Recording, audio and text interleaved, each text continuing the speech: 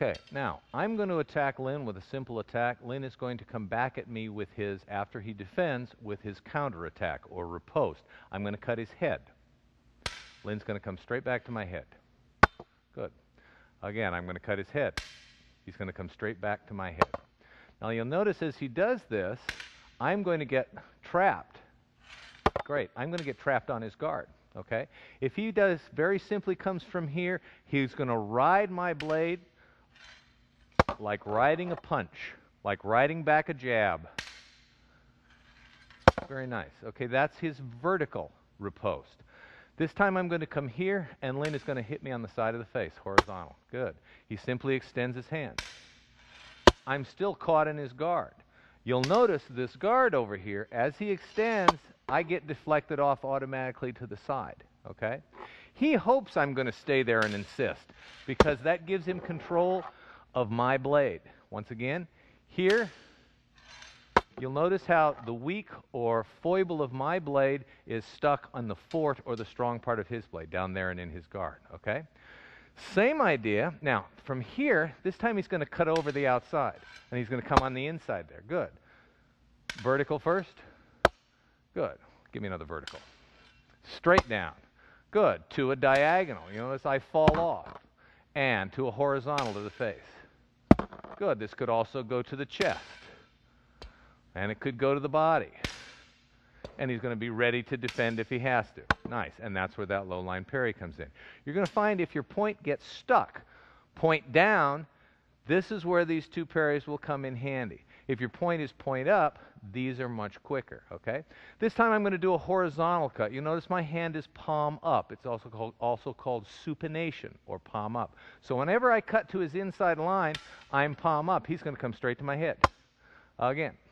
A little quicker. Right there. I'm going to have a very hard time getting back to defend against that. Most likely, I'll pull it into myself. Okay? From here, he's going to come on the diagonal. Good. Again, he just follows my hand. Nice. To a horizontal. Good. And that could be to the shoulder. Good. Or to the arm. Right. Or to the wrist. Good. Great, because his hand's right there. To the outside. Good. Coming vertically. Inside diagonal. Good. Inside horizontal. Outside diagonal. Nice. Again, outside diagonal. Outside horizontal. Good. And that can, of course, come down to the body. Good. Okay? Now, from here, he's always coming above the blade. If he likes, he can go below the blade. If I go here like this to start to defend, he just goes underneath my blade. Let's look at that again. Above the blade first. Our quickest riposte.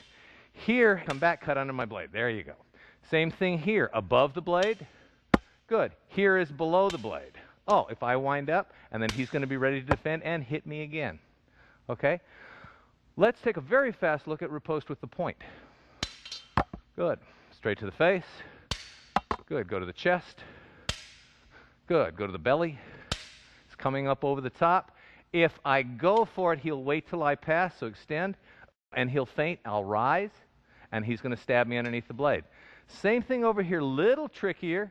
Straight to the face first. Good. This is palm up here. Nice. And coming to the body. Okay?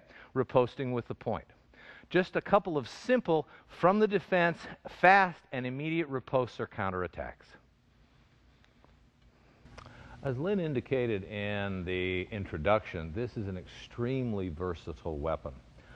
Ideally, you want to take advantage of the reach that it has. Ideally, you want to be working with the last 5 fingers worth of the blade, okay? Because if your opponent's in range, so are you. Take advantage of this superior reach that you're going to have on almost any other weapon that he's going to use, okay?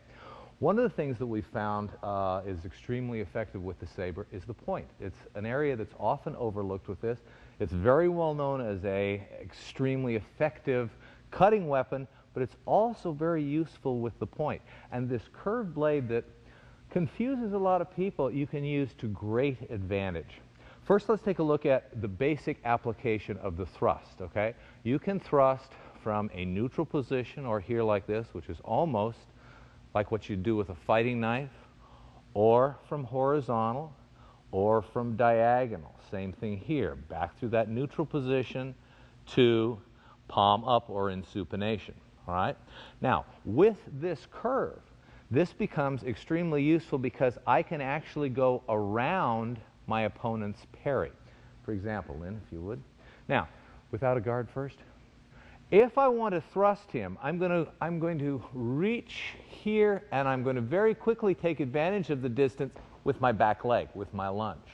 This is in the neutral. This is in the palm down. This is in the palm up. I can reach and get out. If I find myself inside, cut me on the outside. If I find myself inside here, utilizing angular footwork, which we'll talk about more another time, see, I can ride over the top of this. You notice how he's caught in my guard. If we're over here like this and he cuts to the outside, I can come here. And I can come back very quickly, very effectively, and I dominate his blade. He's caught. Okay? Back out to this long range here like so. If he goes to parry 4, I can change this to a thrust and go around his blade. Okay? Same thing here. If he goes to parry my cut, I can change this. And if I add footwork, this becomes extremely effective and unexpected. If he does manage to pick it up, go ahead, and cuts my head, I'm already here and ready to come back down inside. Okay? So you can utilize the point from long range, from a medium range here like so. Cut my shoulder. Here, medium range, or even close range. If I shift in here and angle away, this is going to be very effective. Let's look at that one more time. Catch here, shift, bam, and I've got his blade. If he tries to cut me down through the belly, I just drop. And now this is ready to come up underneath. And as you can see, that's very disconcerting. Okay? Those are some of the applications of the saber, a very versatile weapon.